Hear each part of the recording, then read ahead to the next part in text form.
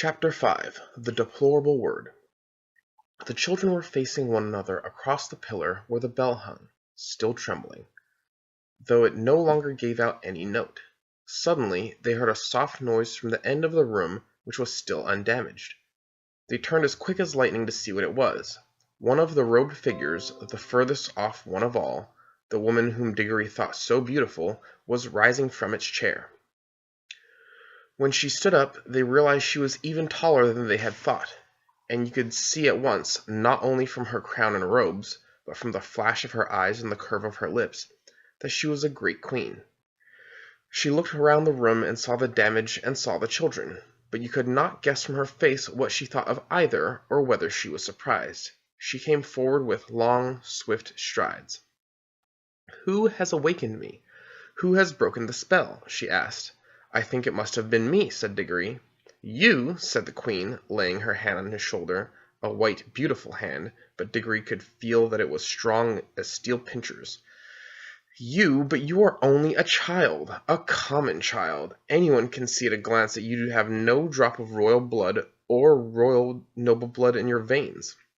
How did you such as dare to enter this house?"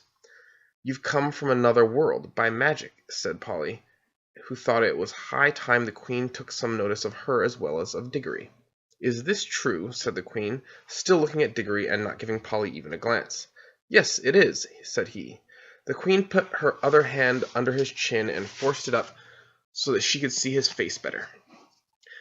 Diggory tried to stare back, but he soon had to let his eyes drop. There was something about hers that overpowered him. After she had studied him for well over a minute, she let go of his chin and said, "You are no magician.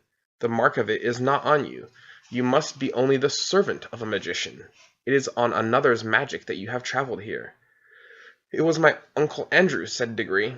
At that moment, not in the room itself, but from somewhere very close, there came, first a rumbling, then a creaking, and then a roar of falling masonry, and the floor shook.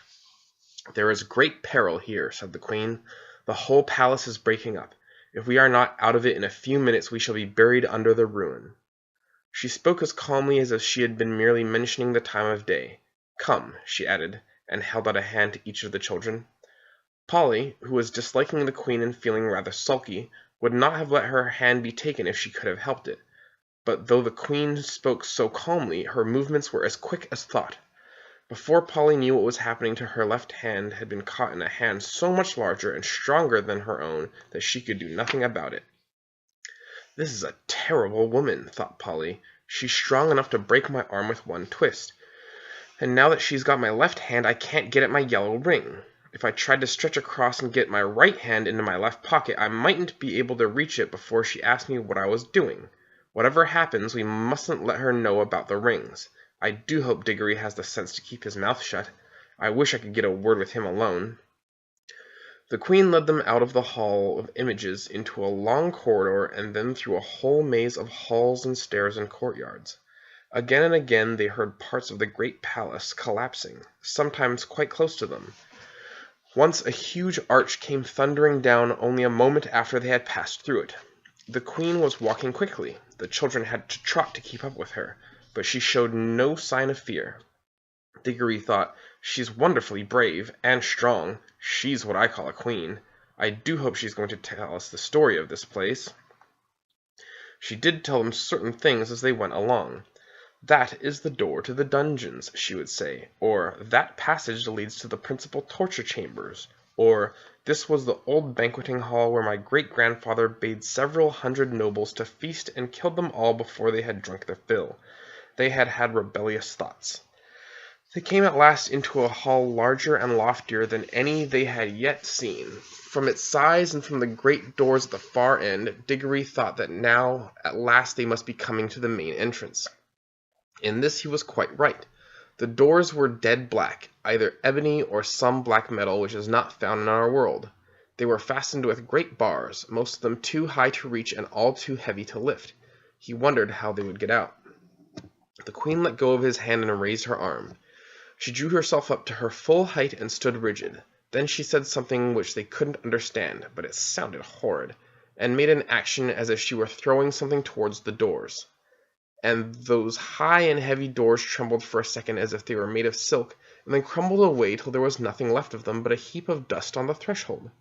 "Whew!" whistled Diggory. "Has your master magician, your uncle, power like mine?" asked the Queen, firmly seizing Diggory's hand again. "But I shall know later. In the meantime, remember what you have seen. This is what happens to things, and to people who stand in my way." Much more light than they had yet seen in this country was pouring in through the now empty doorway, and when the Queen led them out through it, they were not surprised to find themselves in open air. The wind that blew in their faces was cold, yet somehow stale. They were looking from a high terrace, and there was a great landscape out below them. Low down and near the horizon hung a great red sun, far bigger than our sun. Diggory felt at once that it was also older than ours, a sun near the end of its life, weary of looking down upon that world. To the left of the sun, and higher up, there was a single star, big and bright.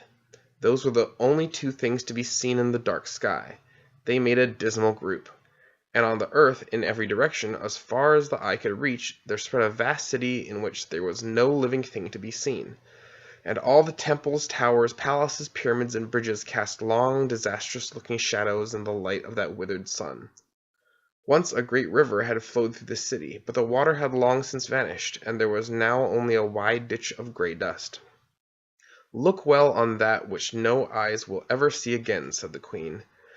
Such was Charn, that great city, the city of the King of Kings, the wonder of the world, perhaps of all worlds. Does your uncle rule any city as great as this, boy? No, said Diggory. He was going to explain that Uncle Andrew didn't rule any cities, but the Queen went on.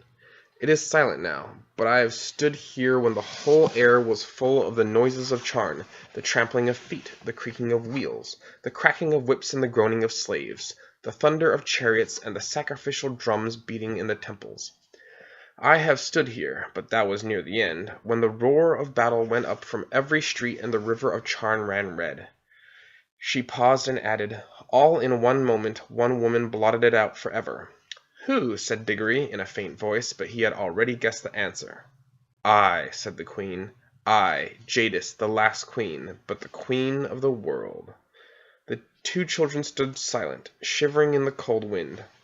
It was my sister's fault, said the Queen. She drove me to it. May the curse of all the powers rest upon her forever. At any moment I was ready to make peace, yes, and to spare her life too, if only she would yield me the throne. But she would not. Her pride has destroyed the whole world. Even after the war had begun, there was a solemn promise that neither side would use magic. But when she broke her promise, what could I do? Fool. As if she did not know that I had more magic than she. She even knew that I had the secret of the deplorable word. Did she think, she was always a weakling, that I would not use it? What was it? Said Diggory. That was the secret of secrets, said the Queen Jadis. It had long been known to the great kings of our race that there was a word which, if spoken with the proper ceremonies, would destroy all living things except the one who spoke it. But the ancient kings were weak and soft-hearted, and bound themselves and all who should come after them with great oaths, never even to seek after the knowledge of that word. But I learned it in a secret place, and paid a terrible price to learn it. I did not use it until she forced me to it. I fought to overcome her by every other means. I poured out the blood of my armies like water. Beast, muttered Polly. The last great battle, said the Queen, raged for 3 days here in Charn itself. For 3 days I looked down upon it from this very spot. I did not use my power until the last of my soldiers had fallen. And the accursed woman, my sister, at the head of her rebels, was halfway up those great stairs that led up from the city to the terrace. Then I waited till we were so close that we could see another's faces. She flashed her horrible wicked eyes upon me and said, Victory! Yes, said I, victory, but not yours. Then I spoke the deplorable word. A moment later, I was the only living thing beneath the sun. But the people, gasped Diggory. What people, boy? asked the Queen. All the ordinary people, said Polly, who'd never done you any harm, and the women and the children and the animals. Don't you understand, said the Queen, still speaking to Diggory. I was the Queen. They were all my people. What else were they there for but to do my will? "It was rather hard luck on them, all the same," said he. "I had forgotten that you are only a common boy. How should you understand reasons of state? You must learn, child, that what would be wrong for you or for any of the common people is not wrong in a great queen such as I. The weight of the world is on our shoulders. We must be freed from all rules. Ours is a high and lonely destiny."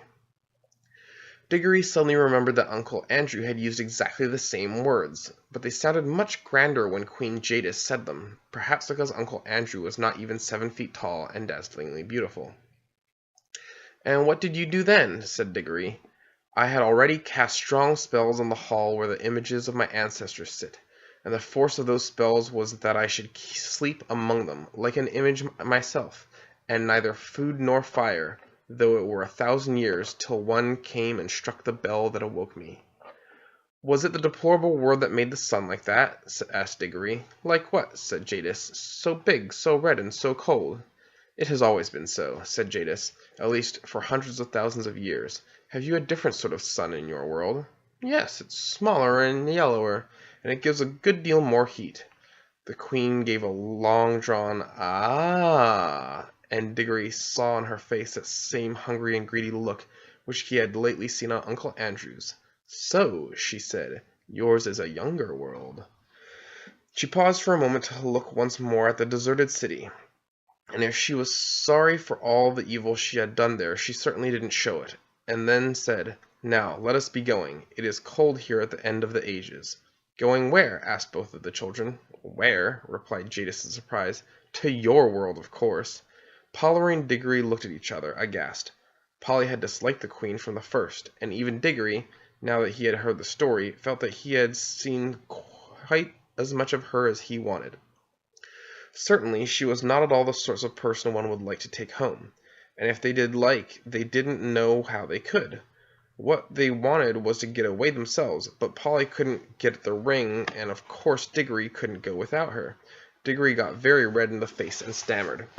Our world. I didn't know you wanted to go there. What else were you sent here for if not to fetch me?" asked Jadis. "I'm sure you wouldn't like our world at all," said Diggory. "It's not her sort of place, is it, Polly?" "It's very dull, not worth seeing, really." "It would soon be worth seeing when I rule it," answered the Queen. "Oh, but you can't," said Diggory. "It's not like that. They wouldn't let you, you know." The Queen gave a contemptuous smile. "Many great kings," she said, "thought that they could stand against the House of Charn, but they all fell, and their very names are forgotten. Foolish boy, don't you think that I, with my beauty and my magic, would not have your whole world at my feet before a year has passed? Prepare your incantations and take me there at once." "This is perfectly frightful," said Diggory to Polly. "Perhaps you fear for this uncle of yours," said Jadis, "but if he honors me duly, he shall keep his life and his throne.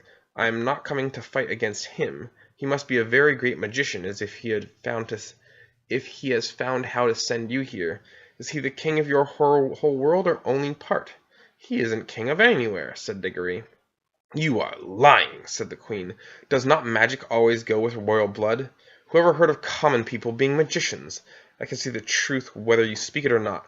Your uncle is the great king and the great enchanter of your world, and by his art he has seen the shadow of my face, and in some magic mirror or some enchanted pool, and for the love of my beauty he has made a potent spell which shook your world to its foundation, and sent you across the vast gulf between world and world to ask my favor and to bring me to him. Answer me, is that not how it was?"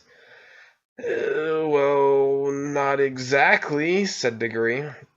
"Not exactly!" shouted Polly. "Why, it's absolute bosh from beginning to end." "Minions!" cried the Queen, turning in rage upon Polly and seizing her hair, at the very top of her head where it hurts most, but in doing so she let go of both the children's hands. "Now!" shouted Diggory, and "Quick!" shouted Polly. They plunged their left hands into their pockets. They did not even need to put their rings on. The moment they touched them, the whole of the dreary world vanished from their eyes. They were rushing upward, and a warm green light was growing nearer overhead.